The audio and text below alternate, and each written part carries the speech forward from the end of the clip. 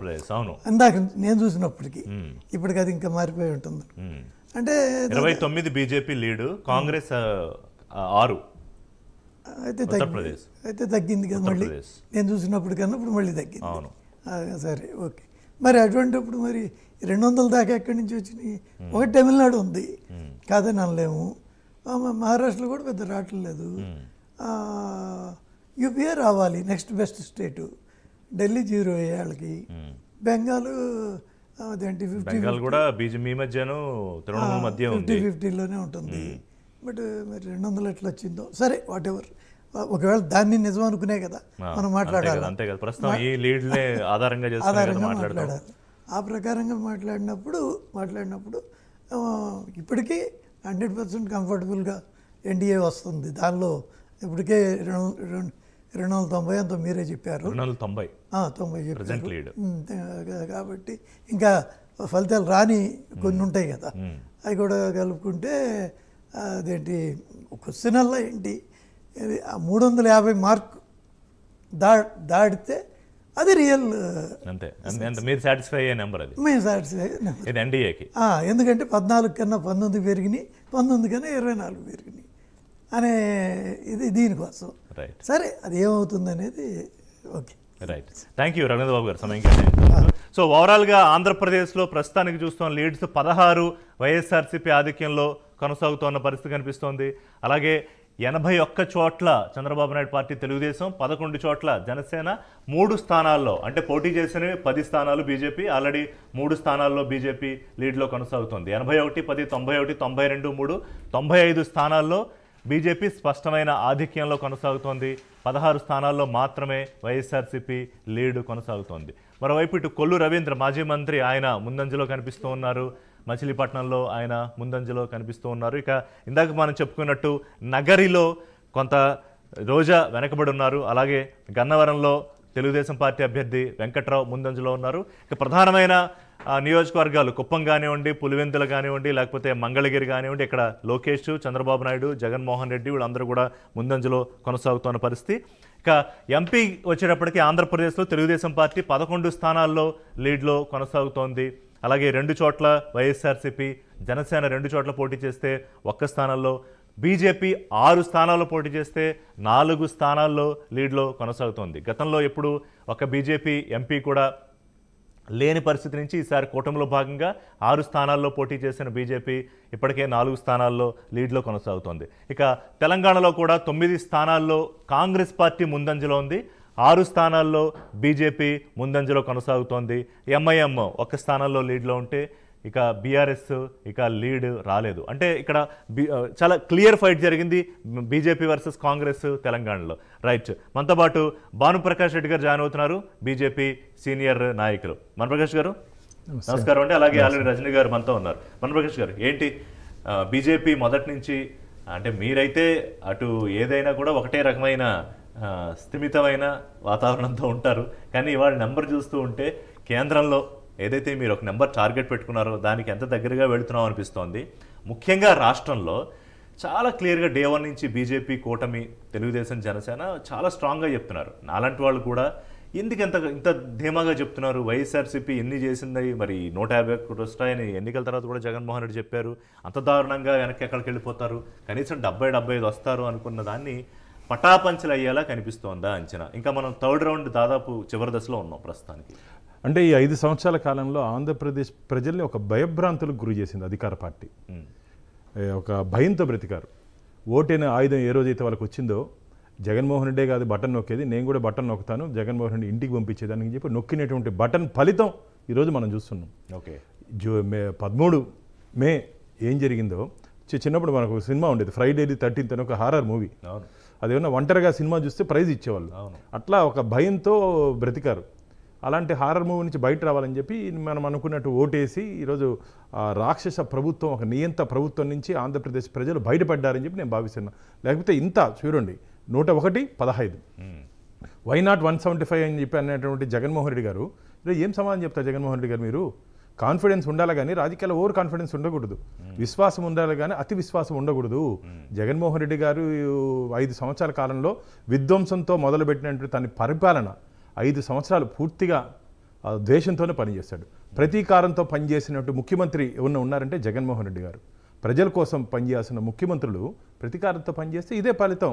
అంటే ప్రతీకారం మీ మీద, అంటే బీజేపీ మీదో మా మీద కాదండి, జనసేన మీద, పత్రికల మీద, ప్రజల మీద, ప్రతిపక్షాల మీద. ప్రజల మీద ఏ నాయకుడైనా మళ్ళీ తిరిగి అధికారంలోకి రావాలనుకున్నాడు ప్రజల మీద ప్రతీకార దృష్టితో పెట్టుకోడు.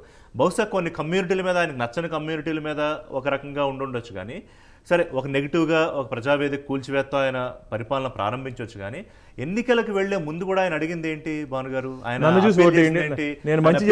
మీకోసం 120-130 సార్లు బటన్ నొక్కాను, నేను మీకు స్వచ్ఛందంగా మంచి చేశాననుకుంటేనే నాకు ఓటేంటి అన్నాడు. అంత ధైర్యంగా అడిగాడుగా ఆయన ప్రజల్ని. బటన్ నొక్కినంత మాత్రాన అభివృద్ధి జరగలేదు కదా. అప్పులు తప్ప అభివృద్ధి లేని ఆంధ్రప్రదేశ్లో ఉందని చెప్పి ప్రజలు భావిస్తున్నారు. దాదాపు 13 లక్షల కోట్ల రూపాయలు అప్పు చేసినట్టు ఘనత ఈ జగన్మోహన్ రెడ్డి గారి ప్రభుత్వం. మేము మొదటి నుంచి చెప్తున్నాం, అయ్యా జగన్మోహన్ రెడ్డి గారు మీరు ఎందుకు ఇట్లా పనిచేస్తున్నారు, ఒకసారి శ్వేతపత్రం విడుదల చేయండి, ఆదాయం అంతా ఖర్చు ఏంటంటే ఎక్కడ వినినట్టు పాపన పోలేదు వారు.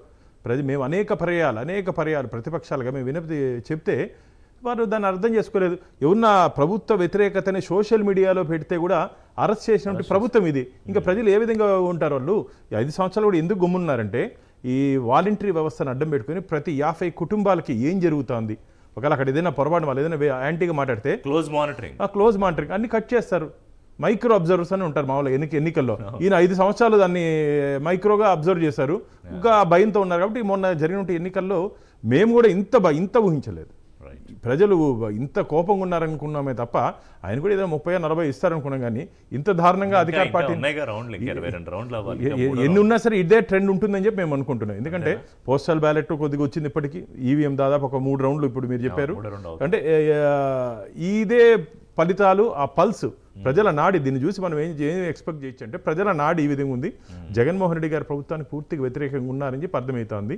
కాబట్టి ఇది చాలా మంచి శుభ పరిణామంగా నేను భావిస్తున్నా. ఆంధ్రప్రదేశ్కి మంచి రోజులు వచ్చాయి. ఓకే, ఇక్కడ ఈక్వేషన్స్ మాట్లాడుకుంటే భానుగారు, అంటే మీకు తెలియదు ఏం కాదు, సుదీర్ఘంగా రాజకీయాలు చూస్తున్నారు, పార్టిసిపేట్ చేస్తున్నారు, గమనిస్తున్నారు.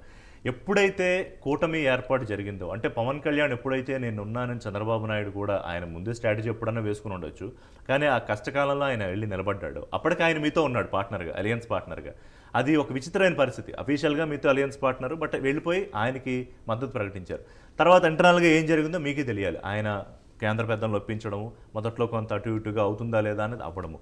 కూటమి ఏర్పాటే ఈ ప్రధానంగా ఇవాళ ఈ పరిస్థితికి, ఈ రిజల్ట్ రావడానికి కారణం అవుతుందా, లేదంటే ఖచ్చితంగా పిక్చర్ వుడ్ బి ఖచ్చితంగా అంటే పవన్ కళ్యాణ్ గారు ఏం మాట్లాడారంటే ప్రభుత్వ వ్యతిరేక ఓటు చీలనివ్వను అన్నాడు. Single point. ఎందుకంటే మీరు కానీ గమనించినట్టయితే ఓవరాల్గా మన ఎండింగ్లో 2-3% వేరియేషన్ ఉంటుంది రిషి గారు. 2-3 మీరు గమనించినట్టయితే 2-3% వేరియేషన్తోనే ఈ సీట్లు మార్పిడి అంతా ఉంటుంది. కాబట్టి ఆ వేరియేషన్ ఉండకూడదని చెప్పి పవన్ కళ్యాణ్ గారు అనేక పర్యాలు దాన్ని గట్టిగా పట్టుకొని పట్టుదలతో ముందుకు పోయారు. ఎన్డీఏ కూటమి ఏర్పడింది. కానీ కొందరు అనుకున్నారు భారతీయ జనతా పార్టీ కూటమిలోకి వస్తే ఒక మతానికి సంబంధించిన ఓట్లు చీలిపోతాయని చెప్పి చీలిపోతే అనుకున్నారు కదా, చీలలేదు. ఎందుకంటే డెవలప్మెంట్ అజెండాతో కేంద్ర ప్రభుత్వం నరేంద్ర మోడీ గారు ముందుకు పోతున్నారు కాబట్టి క్యారెక్టర్, క్యాలిబర్, కెపాసిటీ, కాండక్ట్ ఉన్నటువంటి వ్యక్తి నరేంద్ర మోడీ గారు. అలాంటి వ్యక్తిని మద్దతు ఇవ్వాలని చెప్పి దేశవ్యాప్తంగా ప్రజలు భావించారు. అదే భావన ఆంధ్రప్రదేశ్ ప్రజల్లో కూడా రావడం జరిగింది. కాబట్టి కులాలకి మతాలకి అతీతంగా ఈరోజు ఎన్డీఏ కూటమిని భారతీయ జనతా పార్టీ, టీడీపీ, జనసేనని ఆంధ్రప్రదేశ్ ప్రజలు బలపరిచారని చెప్పి మేము భావిస్తున్నాం. ఓకే, అంటే ఇంకొకటి ఏంటంటే ఒక ప్రచారం కూడా జరిగింది, అది ఎంతవరకు వాస్తవం మీరు చెప్పాలి. పైకి కూటమిలో భాగస్వామిగా తెలుగుదేశాన్ని చేర్చుకున్న బీజేపీ ఇదేదో ఇష్టం లేని కాపురంలాగా జగన్మోహన్ రెడ్డితో మాత్రం రాజకీయ శత్రుత్వం మెయింటైన్ చేయట్లేదని చిలకలూరిపేట సభలో ప్రధానమంత్రి మాట్లాడిన తీరు కానీ, ఆ తర్వాత సభలో కూడా ఆయన ఎక్కడ డైరెక్ట్గా హిట్టింగ్ లేదు. జగన్మోహన్ రెడ్డి పర్సనల్గా ప్రభుత్వం మీద మాట్లాడారు. సరే, అమిత్ షా అయితే వ్యతిరేకత లేకపోతే అవినీతి ఇవన్నీ మాట్లాడారు. అంటే ఎక్కడ ఎందుకు ఈ భావన వచ్చింది? ఎవరినో ప్రొటెక్ట్ చేయాల్సిన అవసరం భారతీయ జనతా పార్టీకి లేదు. చాలామందికి అనుమానం ఉంది జగన్మోహన్ రెడ్డి గారికి కేంద్ర ప్రభుత్వానికి ఏదో సంబంధాలు ఉన్నాయి. నేను ప్రైమ్ 9 ద్వారా ఒకటే చెప్పదలుచుకున్నా, రాష్ట్ర ప్రభుత్వాలకి కేంద్ర ప్రభుత్వానికి, రాష్ట్ర ప్రభుత్వాలు చాలా ఉంటాయి, కేంద్ర ప్రభుత్వం ఒకటే ఉంటుంది. ఆ విధమైనటువంటి సంబంధం మాత్రమే జగన్మోహన్ రెడ్డి గారితో ఉన్నిందే తప్ప మాకు ఎటువంటి వ్యక్తిగతమైనటువంటి సంబంధాలు లేవు. మేము ఏమైనా నిర్ణయాలు తీసుకున్నామంటే ఆంధ్రప్రదేశ్ రాష్ట్ర ప్రయోజనాల కోసం, ఆంధ్రప్రదేశ్ రాష్ట్ర ప్రజల కోసం మేము నిర్ణయం తీసుకున్నాం కేంద్ర ప్రభుత్వం. కాబట్టి వ్యక్తిగతంగా ఎవరిని ప్రొటెక్ట్ చేసి గార్డ్ చేయాల్సిన అవసరం కేంద్ర ప్రభుత్వానికి, భారతీయ జనతా పార్టీకి లేదు. చాలామందికి ఆ కన్ఫ్యూజన్ స్టేట్లో ఉన్నారు. దానికి సోషల్ మీడియా, కొంత ఈ వైసీపీ, ఎందుకంటే కేంద్ర ప్రభుత్వం సపోర్ట్ ఉంటే వాళ్ళకి కొద్దిగా బలం కాబట్టి వాళ్ళు అట్లా దాన్ని సోషల్ మీడియా ద్వారా వేదిక ద్వారా దాన్ని ప్రమోట్ చేసుకున్నారు. ప్రజలు ఎవరు నమ్మలేదు. కొందరేదో కొంత నమ్ముంటారు తప్ప ప్రజలు ఎక్కువ శాతం దాన్ని నమ్మలేదు కాబట్టి ఈ తీర్పు ఇచ్చారు. మీరు వచ్చే ముందు జస్ట్ సుందరరామ్ శర్మ వైఎస్ఆర్సీపీ అధికార ప్రతినిధి వారు ఏమన్నారంటే 2019 ఫలితం తర్వాత అంటే 23 సీట్లు తెలుగుదేశానికి వచ్చి 151 జగన్మోహన్ రెడ్డికి వస్తే ఈవీఎంల మీద ఇది చేశారు చంద్రబాబు నాయుడు. అంటే అప్పట్లో మేము బీజేపీతో గొడవ పెట్టుకున్నాం కాబట్టి జగన్మోహన్ రెడ్డి సపోర్ట్ ఇదంతా. ఈసారి కూడా నాకు ఎందుకు అంత పట్టుబట్టి చంద్రబాబు నాయుడు బీజేపీ కూటమిలోకి వెళ్ళాలనుకున్నారనే దానికి బహుశా కారణం ఏమిటో అని ఆయన ఏదో చెప్పినట్టుగా అంతర్లీనంగా చెప్పారు. అది ఓటమిని అంగీకరించాలి, ప్రజా తీర్పుని అంగీకరించాలి. ఎవరైనా సరే ఓటమికి కుంగిపోయి గెలుపుకి పొంగిపోయే పరిస్థితి ఎవరు ఉండకూడదు.